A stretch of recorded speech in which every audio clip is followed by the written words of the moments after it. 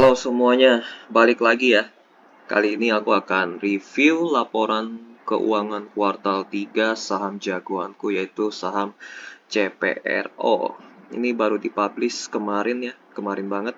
Ini kuartal 3 tanggal 30 September 2023. Kita langsung aja lihat keuangannya mereka di kuartal 3 bagaimana. Kita mau lihat dari sisi aset dulu.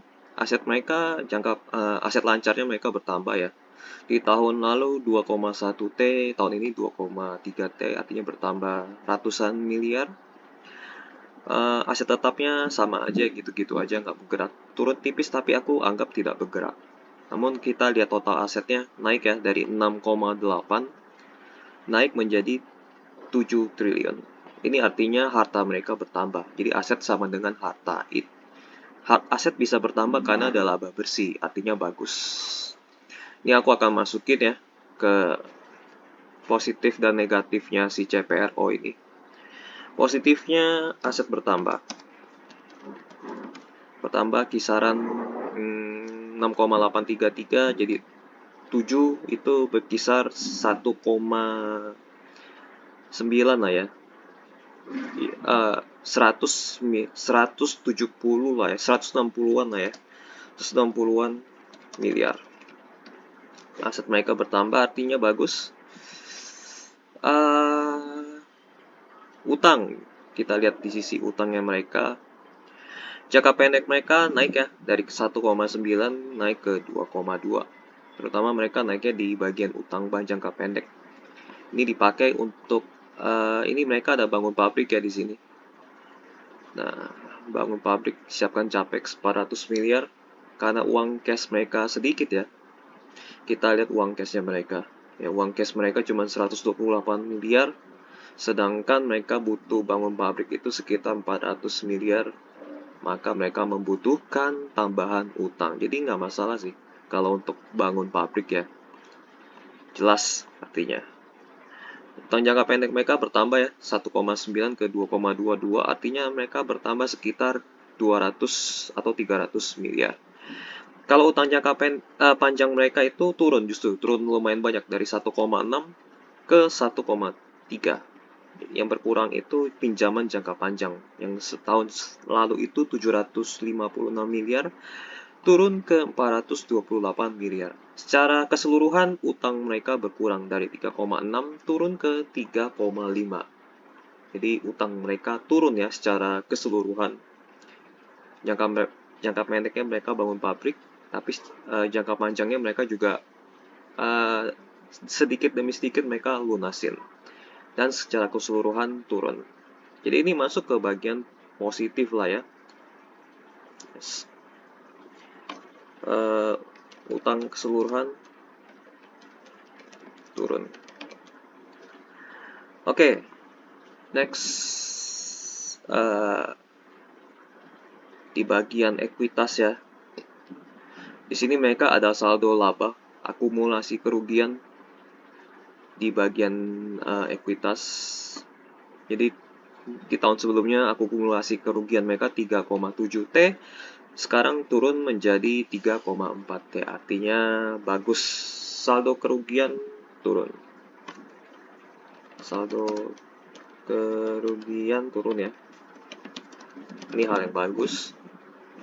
Kita lihat ya 3,7 T turun ke 3,4 T. Dan akibatnya karena mereka menghasilkan laba, ekuitas mereka juga meningkat ya. Ekuitas mereka dari 3,1 naik ke 3,5, artinya bagus. Ekuitas naik sebanyak, ini lumayan banyak loh, dari 3,1 ke 500 itu berarti sekitar 320-an ya, naik 320-an miliar. Itu bagus banget. Oke, kita masuk ke bagian laporan laba rugi.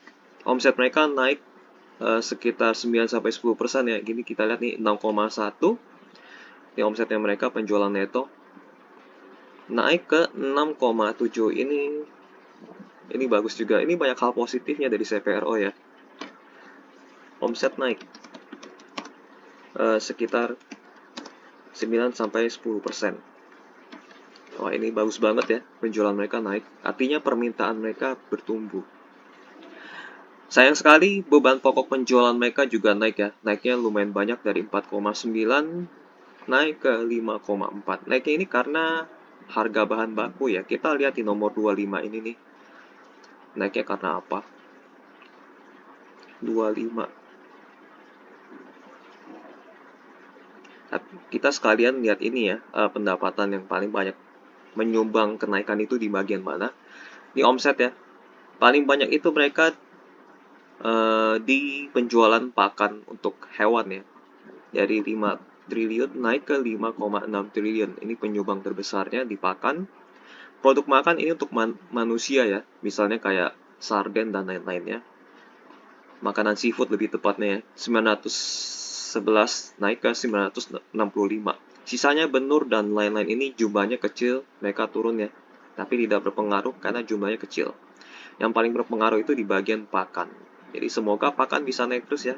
Ini bagus banget nih penjualan makanan hewannya. Oke, kita lihat beban pokok apa yang naik ya. Bahan baku yang digunakan. Nah, ini dia 3,8 triliun naik ke 4,3.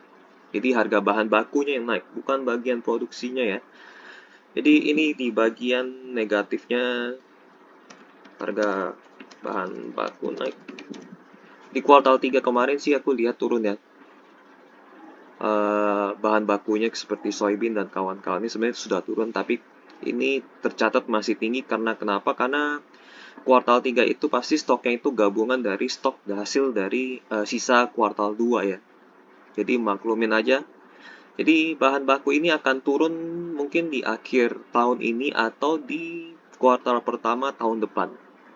Jadi ini nih beban pokok penjualannya akan turun di akhir tahun ini atau enggak di kuartal 1 tahun depan. Nah, baru berasa nih ininya turun. Oke, laba bruto mereka naik tipis, so far oke. Beban penjualan naik lumayan ya, karena mereka promosinya juga lumayan gencar, akhirnya salesnya naik. Ini kalau misalnya mereka nggak pakai beban penjualan nih susah jualan mereka. Oke, laba usaha mereka turun ya 628 ke 578. Ini diakibatkan dari beban. Lalu ada keuntungan ya, keuntungan selisih kurs atas pinjaman jangka panjang di 18, di tahun lalu minus 62 miliar, di tahun ini plus 18. Akibatnya laba sebelum pajak penghasilan mereka naik 394 naik ke 439. Ini dibantu oleh keuntungan selisih kurs pinjaman jangka panjang. Dan akibatnya laba bersih mereka naik dari 285 miliar naik ke 321 miliar. Positifnya laba bersih naik ya, meskipun dibantu oleh selisih kurs, tapi tetap laba bersih naik. Itu laba bersih naik kisaran 10% lah ya, kisaran 10%. Nanti teman-teman hitung sendiri bener gak 10%. Jadi lebih banyak positifnya kecuali harga bahan baku naik. Oke, kita masuk bagian arus kas ya. Jadi yang ini ekuitas itu aku udah jelasin, ekuitasnya naik ya. Nah, ini ada laba akhirnya naik. Ini sebelumnya ekuitasnya kan 3,1 triliun nih, 3,1 triliun. Ada tambahan dari laba bersih, dikurangin loss dari kegiatan lain. Tapi tetap dari 3,1 naik ke 3,5. Oke, itu perubahan ekuitasnya mereka.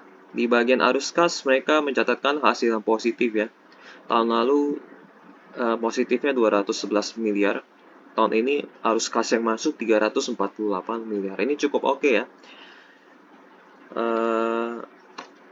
Arus kas operasional positif dan naik menjadi 300-an miliar. Yang tahun sebelumnya itu 200 miliar. Ini semuanya baik. Oke, nah ini aku merekap kinerja tahunan mereka. By the way, ini kinerja sebelumnya ini mereka jelek banget. Ini jelek banget karena dipimpin oleh direksi lama ya. Jadi direksi baru ini masuk di tahun 2019. Ya, aku kasih ini ya, direksi baru dan pengendali baru. Jadi kenapa dulu itu kinerjanya jelek, karena dikendalikan oleh pengendali yang kurang bertanggung jawab ya, dan direksinya juga kurang bertanggung jawab. Namun setelah ada pengendali baru dan direksi baru, kinerja mereka langsung perlahan demi perlahan itu membaik. Utangnya diberesin, soal produknya juga diberesin. Dulu mereka jualan mentah, tapi sekarang mereka jual produk jadi aja. Jadi mereka nggak jualan produk mentah lagi.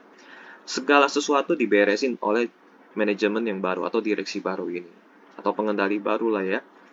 Jadi dari tahun 2019 kinerjanya terus membaik. Utang obligasi selesai, akumulasi kerugian juga berkurang. Ini oke banget. Jadi kenapa aku baru masuk sekarang? Karena aku tunggu kinerja si direksi barunya ini kelihatan membaik atau enggak. Nah, setelah kelihatan membaik baru aku masuk di tahun ini. Oke, ini pecahannya ya. Di per kuartalnya aku pecah-pecah. Ini kita lihat omsetnya naik nih. Dari kuartal 1 2,1, kuartal 2 2,2, kuartal 3 2,3. Jadi omsetnya salesnya naik. Ini bagus. Ini beban pokoknya meningkat ngikutin harga ini ya, harga bahan baku ya. Tapi di kuartal 3 beban pokoknya naiknya tipis banget. Artinya bahan bakunya yang kuartal 3 itu mulai turun dicampur dengan bahan baku sisa kuartal 2. Laba bersih meningkat, yang kuartal 3 meningkat dibanding kuartal 2. Ini ada keuntungan laba bersih di kuartal 1 mungkin karena ini ya, selisih kurs. Ekuitas juga meningkat ya per kuartalnya. Jadi overall kinerja per kuartal mereka itu cukup baik ya. Positifnya lagi yang lain, kinerja per kuartal naik. Oke, nah ini tadi kita udah lihat sendiri. Yang menyumbang terbesar itu bagian pakan ya, kenaikan terpaling banyaknya. Nomor 2 produk makanan. Sisa yang kecil-kecil benur dan lain-lain ini tidak berpengaruh besar. Oke, ini ada info pabrik baru ya. Pabrik baru ini baru akan selesai di tahun depan ya. Nih, sisanya dilanjutkan untuk tahun depan. Ini berita tahun 2023. Jadi tahun depan itu maksudnya tahun 2024. Jadi kita akan merasakan peningkatan omset lagi di tahun depan. Ini ada pabrik baru ya, pabrik selesai 2024.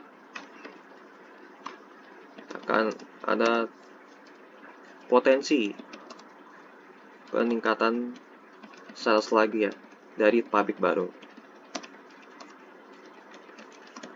Oke, itu aja. Negatifnya hanya di harga bahan baku yang naik, sisanya lebih banyak positif. Jadi di kuartal 3 mereka ini, di kuartal 3 saham CPRO ini mereka oke lah ya, sangat bagus ya. Cuman aku nggak suka di bagian ini aja. Ini tinggal tunggu waktu sih di kuartal. Mungkin tahun depan baru harga bahan bakunya kelihatan turun. Oke, gitu aja kuartal 3 CPRO. Kesimpulannya ini masih layak di hold atau mau ditambah. Maksudnya sahamnya boleh dicicil beli lagi. Ini udah oke banget. Tinggal tunggu mereka kinerjanya akan menyamai kinerja Cepin atau Charon Pokpan. Oke, sampai jumpa di video lainnya. Bye-bye.